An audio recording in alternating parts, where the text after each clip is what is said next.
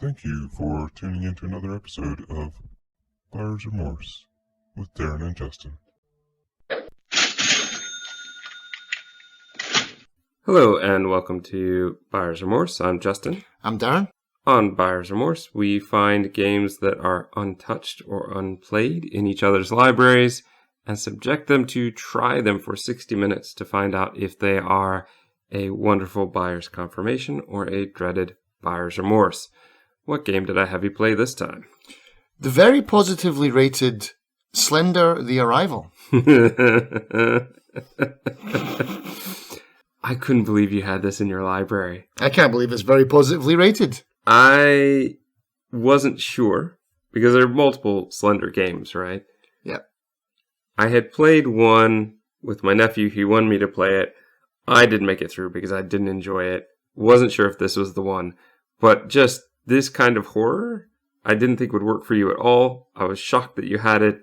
And I just knew as soon as I hit this one that I hoped that this would be a gold episode for me. One where you just are miserable. Tell us about Slender The Arrival. All right, so it's got a very positive on Steam. It's got a very positive all-time review with 5,500 people that have reviewed it. And so if you go in thinking, oh yeah, I remember the old Creepypasta meme, Slender Man, very positively reviewed game.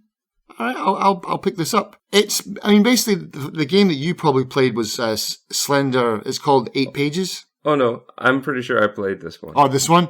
Oh, because 8 Pages was a free game, and it took you about half an hour to play, and it was basically wander around a forest, pick up some pages before Slender Man gets you, the end. And that's all it should be. That's all it's got a right to be.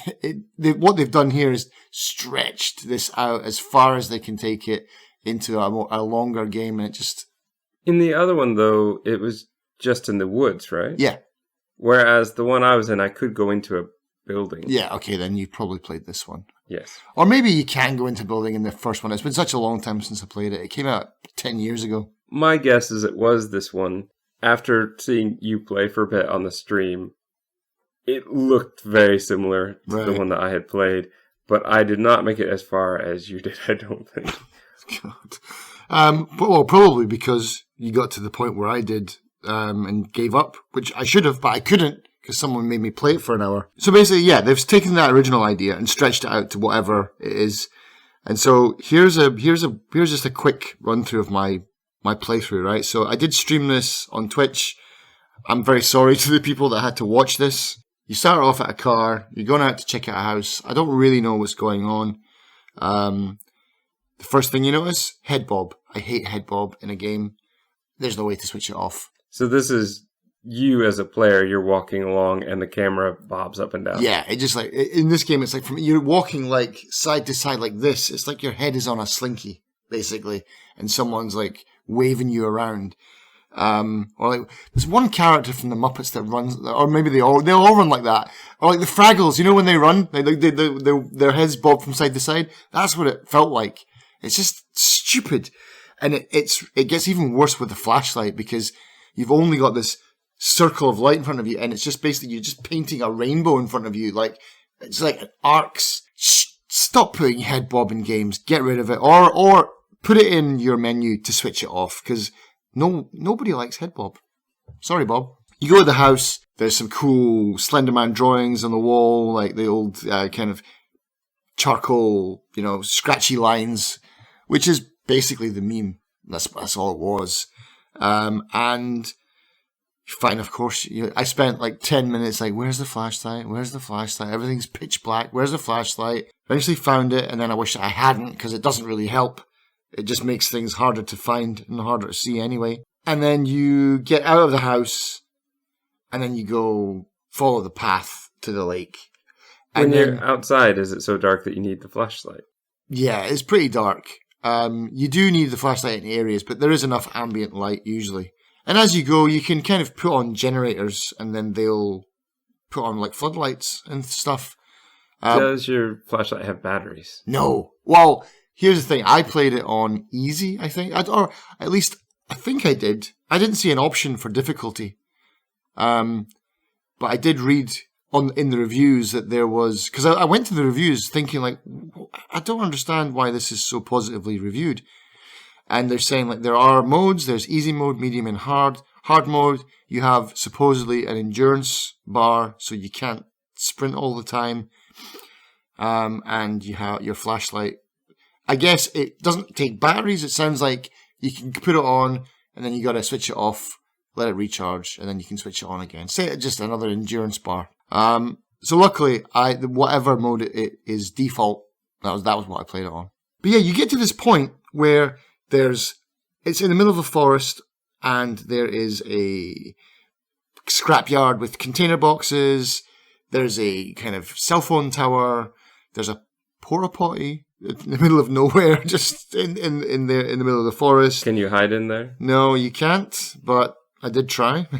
And then there's a car, and then there's a I don't know what it is, like some kind of office.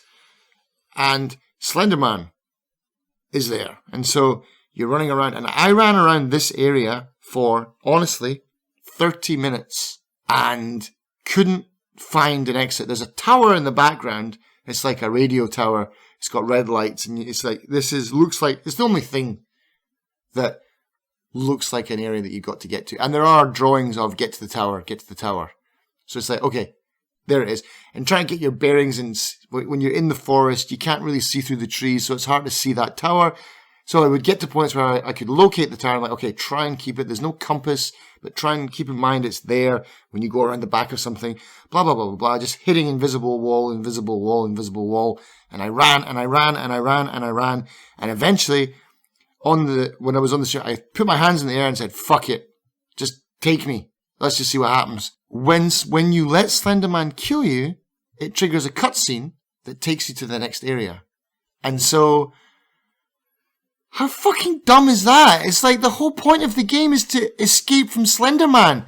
But this game wants you to get captured by him so that it will take you to the next part of the game. That's fucking ridiculous. That is so stupid.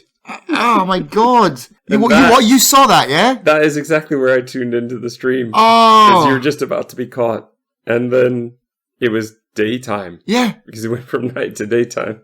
Oh, bad level design, man. That's like the whole point of the game is to run away. But not this time. Like, it took me half an hour. Like, because I was like, no, I'm not going to get caught. I'm going to do it. And then it got to the point where I was just like, all right, I'm just going to see how long I can keep running away. And then my pinky was getting sore from holding down shift for half an hour. So I was like, I really want to let this go. And so I was like, all right, let's just see what happens when you get caught by Slender Man. Hopefully, maybe there's a bug, and then I'll restart, and then I'll find the exit quickly. Or maybe it'll place me nearer the exit or whatever. No, it takes you to a completely new map with a little cutscene of you running away and then running into a tree or something like that and getting knocked out. And then it's daytime and you're outside a mine shaft. Clearly what they should have done is have you find whatever you need. Once you have your flashlight and whatever else, then there should just be a cutscene of Slender Man getting you. Yeah, or even just like you turn around, you see Slender Man, or there's an exit that you get to, and you get to that exit, and then that triggers the cutscene, and then you run into a tree or whatever. Have the same cutscene, but just why does it have to get caught? My guess would be that there's some of those pieces of paper around, the letters and newspaper articles that you're supposed to find first. Right. And again, if they want you to find those, you should just trigger that once you've found it. Mm-hmm. It doesn't sound like that's the case, though. No. And I missed a lot of letters. I found this, because they're all conveniently marked 1, 2, 3, 4, 5, 6. They've all got numbers on them. I found number 2, and then I found number 1, and then I found like number 6. So I missed some in the middle. Is that for every section? You played through a couple different sections, right? Yeah, I played through basically 2. The house, the forest, and the mine. That's what I did. But did you ever get 2 number 2s? No. I'm wondering if the missing ones are still in the next level. Ah, right, yeah. No, I didn't get... If there's just 6 total for the whole game. Because I think number 6 you find right at the start of the mineshaft. So I think they're labelled story-wise, like they're just put throughout the story in like linear order. Do you think you're right near the end of the game, then? I hope so. But someone else was on stream with me at the time, and they were saying there was 2 more areas for them, and then their game crashed, and they couldn't finish it anyway. So I have that to look forward to if I ever go back. Yeah, you can ask me that at the end if I'm going to go back. Anyway, the mineshaft was, again, another ridiculous level design. So the mineshaft is in a lockdown.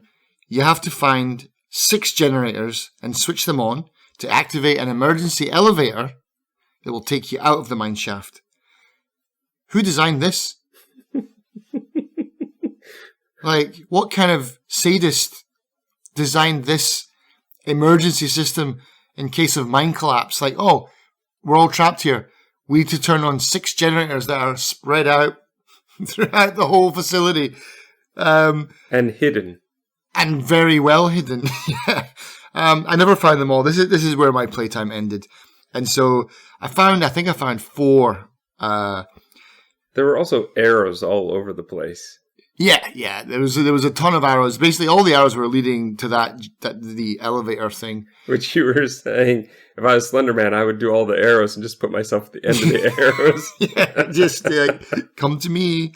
But in this level, they introduced something weird as well, where there's this I don't know what it is. It looks to me like a kid in a beanie, and he's out to terrorize you as well. He's like a mini Slender Man, and so when he sees you, he'll run towards you, and he's got this terrible animation where he I don't know, it's cartoonish. It's just so strange. And he'll come up to you, and then there's a cutscene of his face in your face, but you don't die from it.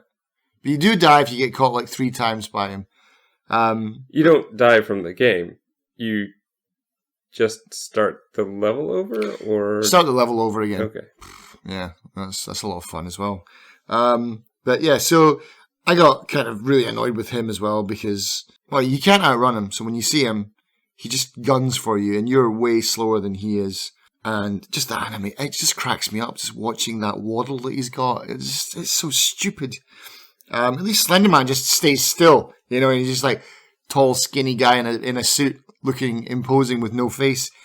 This guy with his little beanie. He reminded me of the beanie guy from Obra Dinn. What was his name?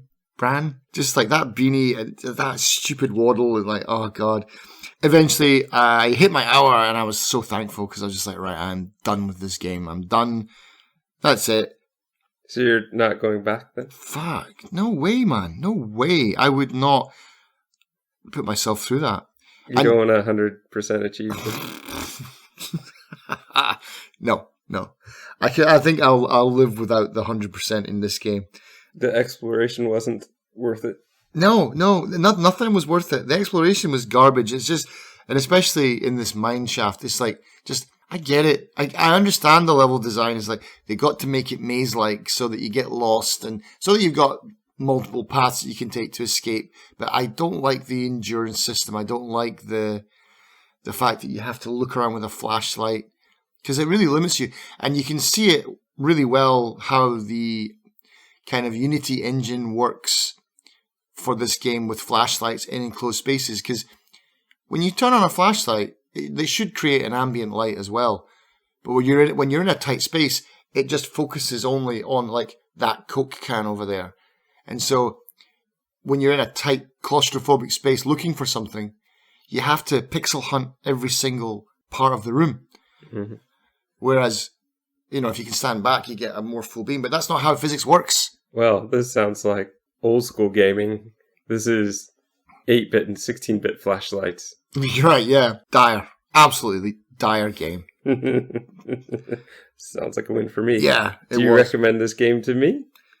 Nah. You've played it. I did try it, but I basically had my nephew telling me what to do and me going, this is stupid. I don't understand this. Yeah. And I think he let me try it for about 40 minutes and was like, okay, you're not enjoying it. you can stop. I mean, there are some good, like, I don't know how you would classify them, horror flashlight games. You know, like Dead Space is decent. There are some other games that do it well, but in general, I hate this. If it's even classified as a genre, but these games where you've got a flashlight and a limited field of view just doesn't work for me, man. Doesn't work for me. But would you recommend it to our listeners? No. In fact, I did something that is very uncharacteristic of me to do, and that is if I play a bad game, I'm usually of the mind where if you can't say something nice, don't say anything at all. But this game has a very positive review, or very positive reviews, and so I felt like I had to say something like going on Steam and then ripping a hole in a game that you know is already bad is just it's not even sport anymore. You know, that's just mean. You know, just kick a game when it's down. Everybody knows it's bad. Okay, stop inundating it with bad reviews. We get it. But this is like something where someone might go along and say, "Oh yeah, I remember Slender Man. I'm in the mood for a horror game. This game is $10 as well. It's not cheap." I definitely didn't pay I definitely did not pay $10 for this. But you didn't pre-order this one? No, I didn't pre-order this one. No, I don't want people to get the wrong idea, and so I feel like a negative review was warranted. You know. So you did put a review up there. I did, yeah, I did, and I just don't know who likes it. I don't understand why anyone would like this game, because it feels like a paint by numbers horror game where it just looks like the assets are just Unity assets. It could be any walking sim or walking sim / horror game. It's just the fact that they've put a Slender Man in there, and all of a sudden it's a Slender Man game. I think you just said Walking Slim. Walking Slim, yes, a walking slim Slender Man, yeah. Well, as you're into that, what 3 tags would you give this game? So, if flashlight horror is not a genre, that's my tag. Okay. Flashlight horror. I really haven't thought this one through. I always think about these things on the spot, and it's my tags are as bad as the game. So flashlight horror. I suppose it feels like a walking sim for me, because it is a walking sim. You walk around and you pick up bits of paper, and I usually love that. That's all about me, but in this game, it's just not interesting. So that, and jump scares. Because that's the only thing that is scary about it, is occasionally you get a jump scare. And that's their version of horror. What they've done is they've taken all the cool things from the original game, or even the original meme, all the mystery, and the reason that it was created by a guy called Victor Surge on a forum called Something Awful. And it was like mystery. It was like, there was no story. You had to make it up. And it's just this creepy, tall guy with no face hanging around kids. It was like a photograph at a kid's birthday or something like that.